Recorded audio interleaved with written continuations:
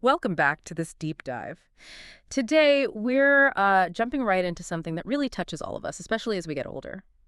Food, Hmm. and specifically vegetables. Now, we usually think, eat your veggies, always good. Mostly true. Mostly, yeah. But the material we've been looking at for this session, it reveals something kind of surprising, particularly after age 60. That's right. The research really underscores how the body changes. Yeah. It just does. Circulation might slow a bit.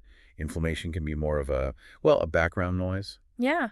And absorbing nutrients, not always as efficient as it used to be. So things that were fine, even great in your 40s, maybe interact differently later on. And it's really interesting how often, according to the source material, people over 60 report feeling, a bit weak or foggy, lacking energy, even when they think they're eating healthy. Exactly. And sometimes it's not about what's missing. It's about what you might need to stop eating. Mm. Things that seem healthy but might be working against you. Okay, so that's our mission here today, based on this research. We want to pull out the key takeaways. Mm. We're aiming to identify 3 specific vegetables you might want to limit if you care about your legs, your brain, your independence, after 60. And just as important, 3 others that the evidence suggests you really should try to prioritize. Powerful allies for circulation, nerve health, daily movement. Yeah, this isn't some fad diet thing. It's looking at the science, how compounds and everyday vegetables interact with, well, the aging process. And the surprise factor is definitely there. These might be staples in your kitchen right now. Let's dig in then. Okay. So first up, the category the research identifies as vegetables that might sort of quietly cause more harm than good for seniors. Right. And the research talks about the mechanisms here. Things like causing big blood sugar spikes, Okay. or irritating the gut lining, or even contributing to damage in those really tiny blood vessels. Legs, feet, brain, those critical areas. These are the sorts of underlying issues that can bulge up as symptoms people notice. Which brings us to number 1 on the potential caution list. Super common, real comfort food staple, see it everywhere. The white potato. Ah, Yeah. yes. Mashed, baked, fried. Exactly. Familiar, comforting.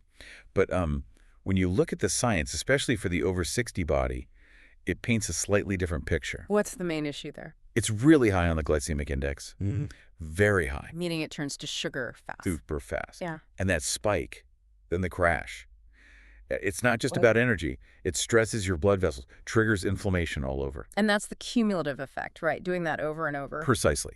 That kind of chronic low-level inflammation, over time, it starts to damage the capillaries, those tiny blood vessels, especially on the legs, feet, and brain. Poor circulation, slower nerve signals. That's where you get numbness, cramps, balance problems. Plus, the research notes they're not exactly antioxidant powerhouses. Pale color often means less protection. Less defense against that oxidative stress, that sort of internal rusting. Good analogy, yeah. Oh. And think about how we eat them. Loaded with cheese, sour cream, bacon. Oh, yeah. Add saturated fat, salt, ramps up the pressure on your cardiovascular system. It just compounds the issue. And this is where that story about Harold from the research material really hits home. 72-year-old retired truck driver. Yeah, his nightly ritual was mashed potatoes, big plate, Comfort food. total comfort food. But he had stiff knees, cold, numb feet, trouble with balance, especially on stairs. And he just thought, Getting old. it's part of getting old, exactly. Yeah. But when you map his symptoms to the effects of the potatoes, the inflammation, the poor circulation, it lines up. So those nightly potatoes were potentially fueling his symptoms without him realizing it. It's a really clear example of how something common, seemingly harmless, can contribute over time. And the change he made was pretty simple, wasn't it? Remarkably simple. He swapped the mashed potatoes for steamed broccoli. We'll actually talk more about broccoli later. It's on the good list. And the source says within just 2 weeks,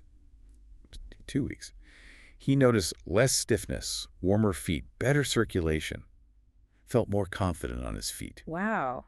It really drives home that point. It's about making smarter comfort choices, right? Foods that support you. Absolutely. So it makes you ask yourself, when you reach for that potato, is it helping your legs or maybe quietly making things a bit weaker? Food for thought. Okay, so let's move to the second vegetable the research flagged for caution.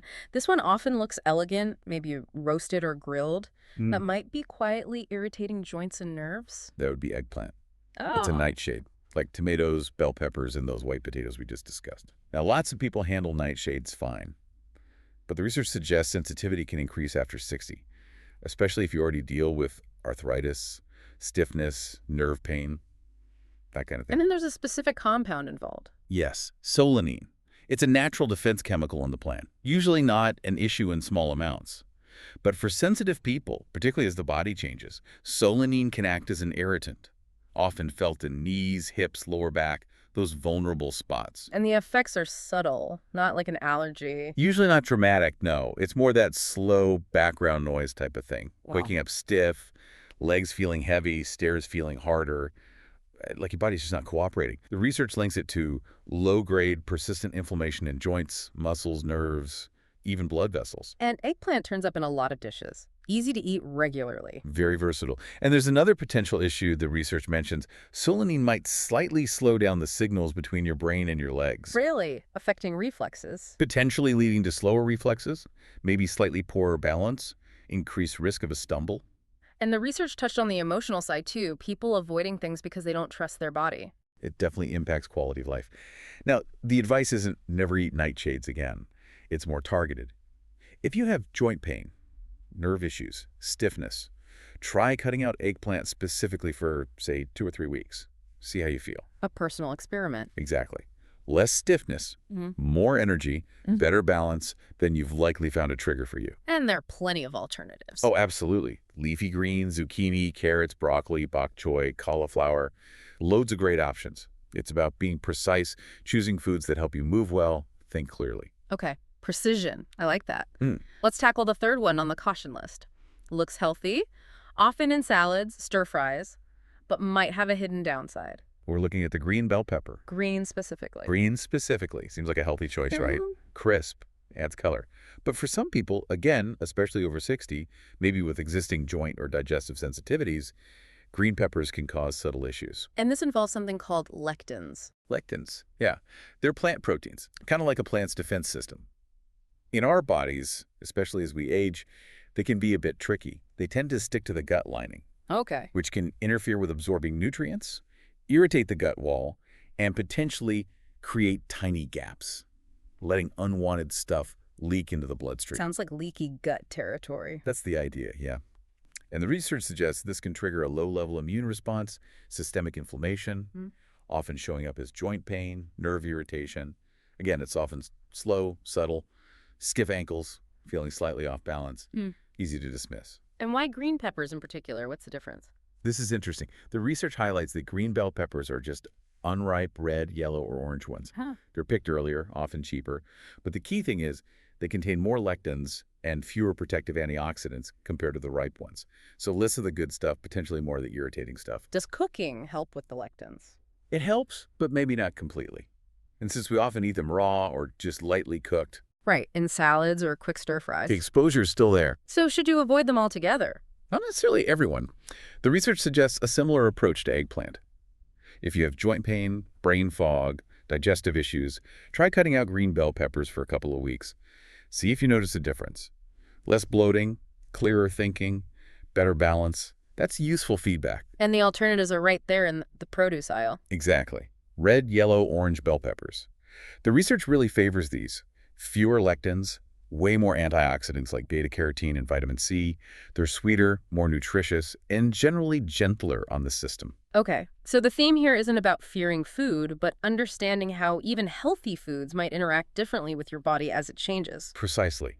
It's about informed choices, listening to your body. All right, let's flip the script. Enough about what to avoid. The research also points to vegetables that are true allies, foods to actively embrace after 60, protecting legs, brain, gut.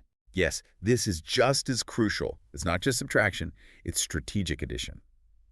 Adding foods that actively support vitality and independence. And first on this Eat More list is something maybe a bit underrated. An everyday staple? Carrots. Carrots. We think of them as, basic. But the research really elevates them, especially for seniors wanting to protect vision, keep legs strong, stay mentally sharp. What's their superpower? Beta-carotene. Loads of it. It's a powerful antioxidant your body converts to vitamin A. Right, vitamin A for eyes. Critical for vision, especially low-light vision.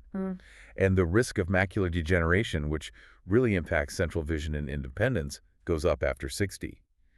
Beta-carotene-rich diets can help slow that down. That preserved vision is key for reading, driving, navigating. Staying safe and connected. Exactly. But it's more than eyes.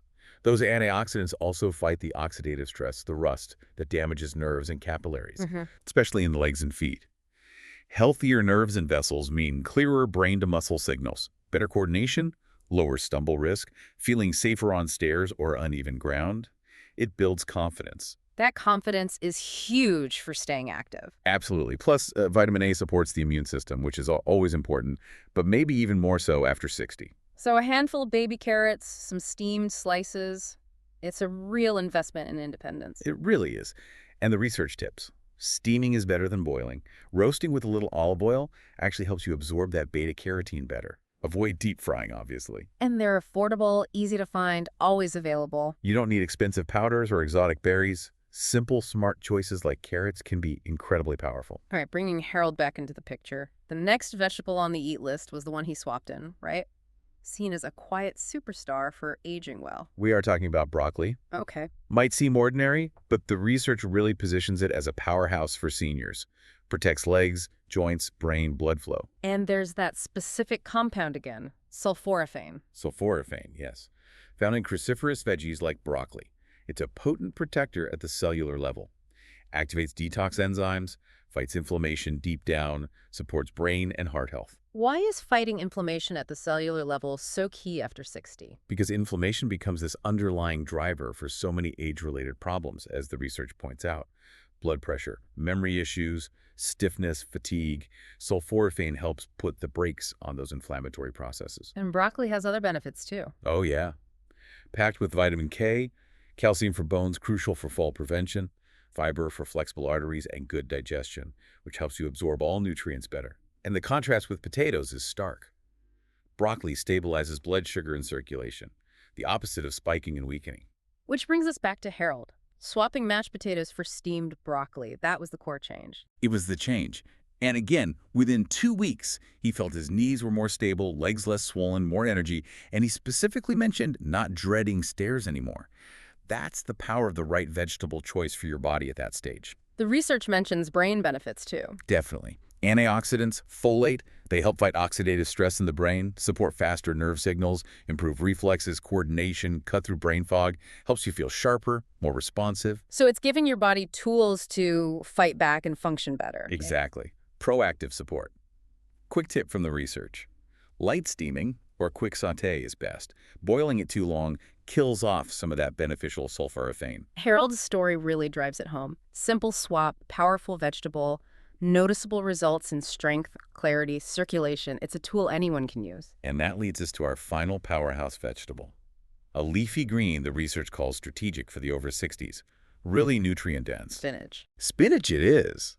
We all know it's good for us, but why is it strategic for tackling aging challenges like slower circulation, maybe declining brain function, slower muscle response? Okay. Tell us. It's packed with natural nitrates. Nitrates, like in processed meats. Ah, different kind. These are naturally occurring plant nitrates. Your body converts them into nitric oxide. And nitric oxide is amazing. It helps dilate blood vessels, Opens them up. improves circulation, especially to the legs and the brain, which really benefit as we age. More blood flow equals more oxygen, more nutrients. Exactly. Fuels stronger muscles, faster reflexes, sharper focus, smoother movement. And the research connects this directly to fall prevention. Falls often happen because the brain muscle signals are too slow. Spinach helps speed up that communication, making movement safer. That's a fascinating connection. Brain-leg speed. It really is. And Yeah. spinach also delivers big on lutein and zeaxanthin. Those are for eyes, right? Like carrots. Yes, powerful antioxidants that concentrate in the macula, protecting that sharp central vision. Again, crucial for fighting age-related macular degeneration, maintaining clarity for reading, driving, recognizing faces, staying independent and engaged. So it helps you see the world clearly and move through it safely. You got it. Plus, folate, magnesium, vitamin K supporting nerves, mood, balance, bones. It's a multitasker. Helps you move better and feel better. Any prep tips for spinach? Similar to broccoli, don't overboil it. Lightly sautéing with olive oil or just tossing it raw into smoothies or salads preserves the goodies and helps you absorb things like vitamin K. And you don't need mountains of it. A handful a day makes a difference. So accessible, so versatile. Absolutely. The takeaway here is that spinach isn't just food. The research frames it as fuel for independence, protecting balance, memory, eyesight, your ability to live life without hesitation. Okay, so let's recap this whole deep dive. We've looked at everyday vegetables, right? And the research we analyzed really highlights how some might be, let's say, less helpful or even problematic after 60, while others are genuine powerhouses. We flagged 3 potential ones to approach with caution, especially if you notice symptoms. White potatoes, the blood sugar spikes, inflammation, circulation issues, eggplant, the solanine factor, irritating joints and nerves for some, and green bell peppers, the lectins, potentially disrupting digestion and causing inflammation. And then the 3 champions the research says to prioritize. Carrots for vision, brain clarity, nerve communication. Broccoli, the anti-inflammatory star, strengthening bones, stabilizing blood sugar. And spinach, boosting circulation, sharpening reflexes, protecting eyesight. And it's really about how these small, consistent choices add up. They collectively shape your mobility, your mental sharpness, your ability to stay independent day after day. Harold's story proves it's not too late, right? Simple swaps, real improvements in movement, thinking, confidence at 72. It really highlights the power you have, making smart, science-informed choices. The research used a great phrase. Every bite is like a vote. Yeah. A vote for strength, energy, independence. Or a vote contributing to weakness, inflammation, decline, and you get to cast that vote every single day. That really puts it into perspective. It makes you think. So after hearing all this from the research, which vegetable stood out most to you? Was it one you eat all the time, maybe see differently now? Or one you haven't paid much attention to, but maybe should? What's the one thing that really resonates? And just remember that closing thought from the material. Your body is always listening, always responding to what you feed it. Every smart choice is like sending a message. I'm still here. I care. I want to live well. A powerful message indeed. Thank you for joining us on this deep dive into how everyday vegetables can impact aging.